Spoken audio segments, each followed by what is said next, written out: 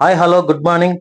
ఈరోజు మహబూబ్ నగర్ జిల్లా వార్తలకు సంబంధించి మహబూబ్ నగర్ లో ఎలాంటి వార్తలు వచ్చాయి, ఎలాంటి పరిణామాలు చోటు చేసుకున్నాయి, పలు దినపత్రికల్లోని వార్తా విశేషాలను మనం పరిశీలించి మీకు చెప్పే ప్రయత్నం చేస్తాను. ముఖ్యంగా మహబూబ్ నగర్ ఎడిషన్ సంబంధించి జిల్లా వార్తల గురించి క్షుణ్ణంగా పరిశీలించే ప్రయత్నం చేద్దాం. ఈనాడు దినపత్రికను మనం చూసుకున్నట్లయితే ముఖ్యంగా అక్కరకు రాని పల్లె వైద్యం అంటూ కూడా ప్రధానంగా ఈనాడు దినపత్రిక ఇక్కడ ప్రచురించింది. పల్లెల్లో ఏర్పాటు చేసిన దవాఖానల్లో వైద్య సేవలు అరకొరగా అందుతున్నాయంటూ, వైద్యులు సకాలంలో ఆసుపత్రికి రాకపోవడం రోగులు ఇబ్బందులు ఎదుర్కొంటున్నారంటూ ఉదయం 9 గంటల నుంచి సాయంత్రం 4 గంటల వరకు ఆసుపత్రిలోనే ఉండి ప్రజలకు సేవలు అందించాలి. అధికారులు పర్యవేక్షణ కొరవడంతో చాలా చోట్ల ఈ పరిస్థితి కనిపించడం లేదంటూ కూడా ప్రధానంగా ఇక్కడ వార్తా దినపత్రిక ఈనాడులో ప్రచురించింది. ముఖ్యంగా దేవరకద్ర గ్రామీణంలో గమనించినట్లయితే అజిరపూలు, నాగారం, వెంకటాయపల్లి, గూరకొండ, బస్వాయపల్లి గ్రామాల్లో పల్లె దవాఖానాలు ఏర్పాటు చేశారు. వైద్యులు వారంలో 3 రోజులు దేవరకద్ర ఆసుపత్రిలోనే ఉంటున్నారు. మందుల కొరత నెలకొనడంతో రోగులు ఇబ్బందులు పడుతున్నారంటూ కూడా ప్రధానంగా ప్రచురించింది. ముఖ్యంగా మరొక వార్త ఇక్కడ మనం గమనించినట్లయితే ఉపాధి కల్పించని పారిశ్రామిక వాడంటూ కూడా ప్రధానంగా ఇక్కడ ప్రచురించింది. మహబూబ్ నగర్ జిల్లా మహమ్మదాబాద్ మండలం నంచర్ల పారిశ్రామిక వాడలో పరిశ్రమలు లేక వెలవెలబోతున్నాయి. ఫలితంగా పాలమూరు వాసులకు ఉపాధి కల్పన 3 దశాబ్దాలుగా కలగానే మిగులుతుంది. నంచర్ల దేశాయపల్లిలోని పారిశ్రామిక వాడకు ఉమ్మడి రాష్ట్రంలోనే అడుగులు పడుతున్నాయి. రంగారెడ్డి జిల్లా పరిధిలో ఉన్నప్పుడు 1993లో ఇక్కడ పారిశ్రామిక స్థాపనకు సుమారు 24 ఎకరాల భూమి సేకరించి పలు ఔత్సాహిక పారిశ్రామికవేత్తలకు కేటాయించారు. కంపెనీలు ఏర్పాటు చేయకపోవడంతో ఏళ్లుగా ఆ భూములు వృధాగా పడి ఉన్నాయి.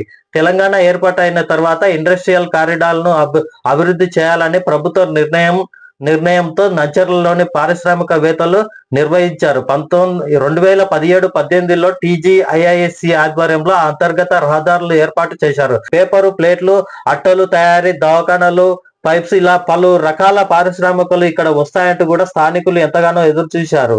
ఉపాధి కూడా కలుగుతుందని తర్వాత 4 కంపెనీలు ఉత్పత్తిని నిలిపివేశాయి. 3 యూనిట్లు మాత్రం నడుపుతున్నారు. అయితే ముఖ్యంగా గతంలో ఇక్కడ పారిశ్రామిక అనేకం వస్తాయంటూ కూడా అక్కడ స్థానికులు కూడా ఎంతో ఆశాభావం వ్యక్తం చేసినప్పటికీ కూడా ఇప్పుడు ఆ కంపెనీలు ఒక్కొక్కటిగా మూతపడటంతో అక్కడ ఉన్న స్థానికులు నిరాశ ఎదురవుతుందంటూ కూడా ప్రధానంగా ఈ వార్తను ప్రచురించింది. మరొక వార్త ఇక్కడ మనం గమనించినట్లయితే ఆధార్ కోసం అవస్థలు అంటూ కూడా ప్రధానంగా ఇక్కడ వార్త ప్రచురించింది. అయితే గతంలో కూడా ఇదే విధమైన పరిస్థితి నెలకొన్నది. అక్కడ ఆధార్ సెంటర్లో విపరీతమైన రద్దీ ఏర్పడంతో అప్పటి ప్రభుత్వం కూడా ఇక్కడ ఆధార్ సెంటర్లను మూసివేసి గవర్నమెంట్ కు ఆధార్ సెంటర్లను మండల కేంద్రాల్లో ఏర్పాటు చేయడం జరిగింది. ముఖ్యంగా ఇదే మెట్టుగడ్డకు సంబంధించి మహబూబ్ నగర్ జిల్లా కేంద్రంలోని మెట్టుగడ్డకు సంబంధించి ఈ వార్త ప్రధానంగా ప్రచురించడం జరిగింది. ఆధార్ కార్డు కోసం ప్రజలు పడుతున్న అగచాట్లు ఇన్ని కావు. ప్రభుత్వం అమలు చేస్తున్న ప్రతి పథకానికి ఆధార్ కార్డే కీలకంగా మారింది. విద్యార్థులకు ఉన్నత విద్య, ఉపకార వేతనాలు, రేషన్ కార్డులు, ఇల్లు, బ్యాంకులు, రుణాలు, ప్రభుత్వం సంక్షేమ పథకాలకు దరఖాస్తు చేస్తున్న ఆధార్ తప్పనిసరి అంటూ నిబంధనలు పెట్టడంతో ప్రజలు మీ సేవా కార్యాలయాలకు పోటెత్తుతున్నారు. బ్యాంకులు, తపాలా కార్యాలయాల్లో ఆధార్ సేవా కేంద్రాలను కొన్ని రోజుల పాటు నామపత్రాలను నడిపించి ఎత్తివేశారు. నగరపాలిక ప్రాంతాల్లో రైల్వే స్టేషన్ దగ్గరలోని ప్రభుత్వ మీ సేవా కార్యాలయాల్లో విపరీతమైన రద్దీ ఉంటుందంటూ కూడా ప్రధానంగా ఇక్కడ వార్త ప్రచురించింది.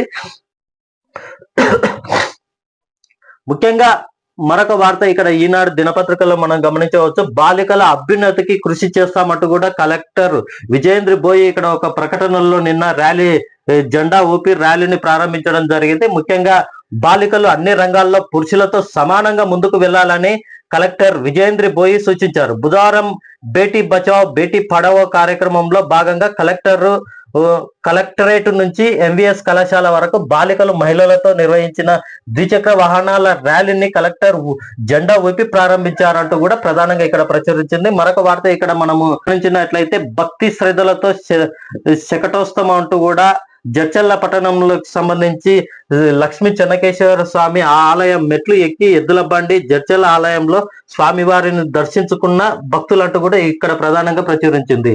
ఇక్కడ మరొక వార్త మనం చూసినట్లయితే పౌర సరఫరాల సంస్థ ఇన్ఛార్జ్ DM సస్పెన్షన్ అంటూ కూడా ప్రధానంగా ప్రచురించింది. మహబూబ్నగర్ జిల్లా పౌర సరఫరాల సంస్థ ఇన్ఛార్జి డిఎం గా ఉన్న షేక్ ఇర్ఫాన్ బుధవారం సస్పెన్స్ గురయ్యారంటూ కూడా ఇక్కడ ప్రధానంగా ప్రచురించింది.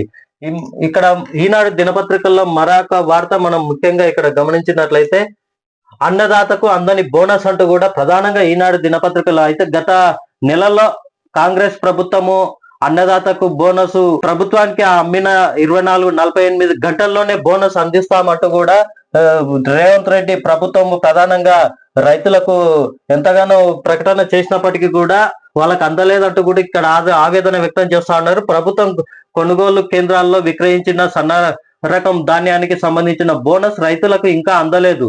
ఎన్నికల వేళ క్వింటా ధాన్యానికి 500 చొప్పున బోనస్ చెల్లిస్తామని హామీ ఇచ్చారు. ప్రభుత్వం ఏర్పాటయ్యాక సన్న రకానికి ధాన్యానికి మద్దతు ధరతో పాటు బోనస్ ఇస్తామని ప్రకటించారు. బోనస్ ఆశతో రైతులు సన్న రకం వరి సాగు గణనీయంగా పెంచారు.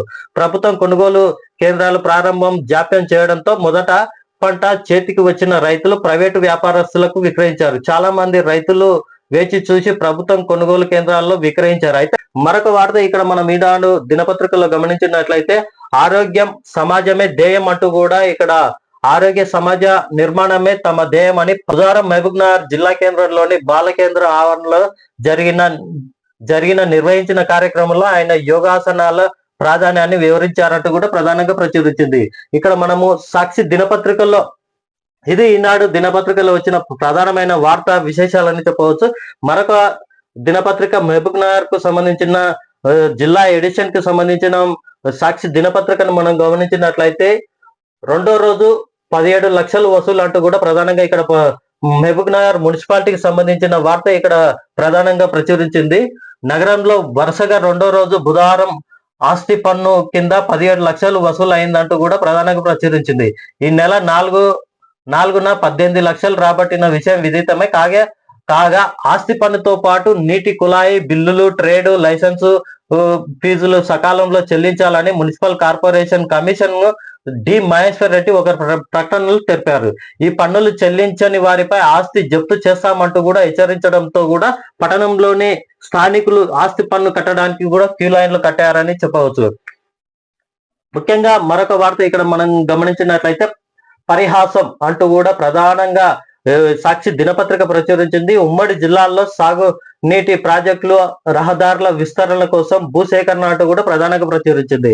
ఇక్కడ మరొక వార్త దిగొచ్చిన ఉల్లి ధర అంటూ కూడా ప్రధానంగా ప్రచురించింది. గరిష్టంగా 2710 రూపాయలు, కనిష్టంగా 1700 రూపాయలు అంటూ కూడా దేవరకాద్ర మార్కెట్ వ్యవసాయ మార్కెట్ కు సంబంధించిన వార్త ఇక్కడ ప్రధానంగా కనిపిస్తా ఉంది.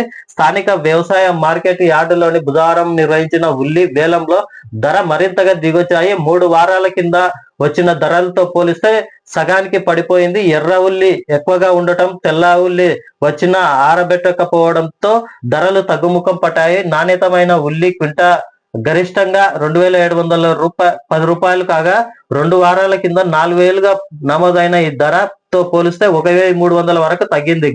కనిష్టంగా 1700 ధర ఉండగా 2 వారాల కిందట 3510 రూపాయలుగా ఉందంటూ కూడా ప్రధానంగా ఉల్లికి సంబంధించిన వార్త సాక్షి దినపత్రికలో కనిపిస్తా ఉంది.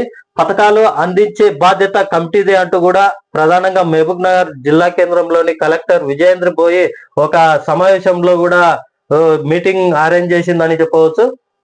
100% ఫలితాలు సాధించాలంటూ కూడా మహబూబ్నగర్ ఎమ్మెల్యే ఎన్ఎం శ్రీనివాస్ రెడ్డి కూడా ఒక సమావేశంలో చెప్పినట్టు ఇక్కడ ప్రధానంగా ప్రచురించింది. 10వ తరగతి పరీక్షల్లో విద్యార్థులు 100% ఫలితాలు సాధించాలని ఎమ్మెల్యే ఎన్ఎం శ్రీనివాస్ రెడ్డి అన్నారు. బుధవారం జిల్లా కేంద్రంలోని rainbow school, Chaitanya school, SC బాలికల హాస్టల్, శాషబ్గుట్ట ఎస్సీ బాలికల hostel, MVS study circle study material పంపిణీ చేశారు. ఈ సందర్భంగా ఆయన మాట్లాడుతూ విద్యార్థులు సమయాన్ని వృధా చేయకుండా పరీక్షలపై దృష్టి సారించాలని, 100% ఫలితాలు సాధించి జిల్లాలను రాష్ట్రంలో మొదటి స్థానంలో నిలపాలని సూచించారు. విద్యార్థులకు డిజిటల్ తరగతులు అర్థమయ్యే విధంగా 3D 2D విధానంలో కంటెంట్ ను అందిస్తున్నట్లు తెలిపారు. ఈ సందర్భంగా 4 హాస్టల్లో ఏర్పాటు చేసిన ఆర్ఓ ప్లాంట్లను ఆయన ప్రారంభించారు.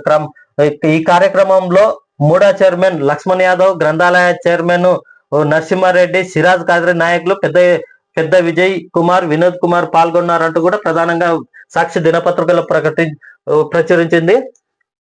ఇక్కడ మరొక వార్త ప్రజా సంఘాలకు సంబంధించి ఇక్కడ ప్రజా సంక్షేమాన్ని విస్మరించిన కేంద్రం అంటూ కూడా ఇక్కడ ప్రధానంగా వార్త ప్రచురించింది. తెలంగాణ చౌరస్తాలో ధర్నా నిర్వహించిన కార్మిక సంఘాలు నాయకులు.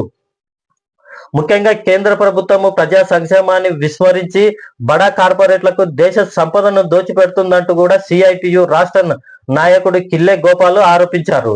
దేశవ్యాప్త ఆందోళనలో భాగంగా ఐక్య కార్మిక సంఘాల ఆధ్వర్యంలో బుధవారం పట్టణంలోని మున్సిపల్ టౌన్ హాల్ నుంచి గడియారం చౌరస్తా మీదుగా తెలంగాణ చౌరస్తా వరకు భారీ ర్యాలీ నిర్వహించి ధర్నా కార్యక్రమాన్ని చేపట్టారు. ఈ సందర్భంగా ఆయన మాట్లాడుతూ కేంద్రము అనుసరిస్తున్న ప్రజా వ్యతిరేక విధానాలపై సమరం తప్పదన్నారు. ముఖ్యంగా మరొక వార్త ఇక్కడ గమనించినట్టయితే పౌర సరఫరాలో కలకలం అంటూ కూడా మహబూబ్నగర్ ఇన్ఛార్జి డిఎం గా రవినాయక్ అంటూ కూడా ప్రధానంగా ఇక్కడ సాక్షి దినపత్రికలో ప్రకటించింది. ముఖ్యంగా ఈ రోజు గమనించినట్లయితే పెద్ద ఎత్తున ప్రజా సంఘాలు కూడా కేంద్ర ప్రభుత్వ బడ్జెట్ లో కూడా తెలంగాణకు అన్యాయం చేసిందంటూ కూడా తెలంగాణ చౌరస్తాలో వివిధ కార్యక్రమాల్లో కూడా వాళ్ళు పెద్ద ఎత్తున ప్రజా సంఘాలు రోడ్లపైకి వచ్చారు. ముఖ్యంగా ఏది ఏమైనప్పటికీ కూడా కేంద్ర ప్రభుత్వం తెలంగాణకు అన్యాయం చేసిందని చెప్పవచ్చు. కేంద్ర ప్రభుత్వ బడ్జెట్ లో కూడా రైల్వే లైన్లకు కానీ ఎలాంటి బడ్జెట్ ఈసారి కేటాయించలేదంటే కూడా తెలంగాణ ప్రజానికం కూడా ఆవేదన వ్యక్తం చేస్తున్నారు. ఇది ఈ రోజు వచ్చిన వార్త, జిల్లాకు సంబంధించిన వార్తా విశేషాలు.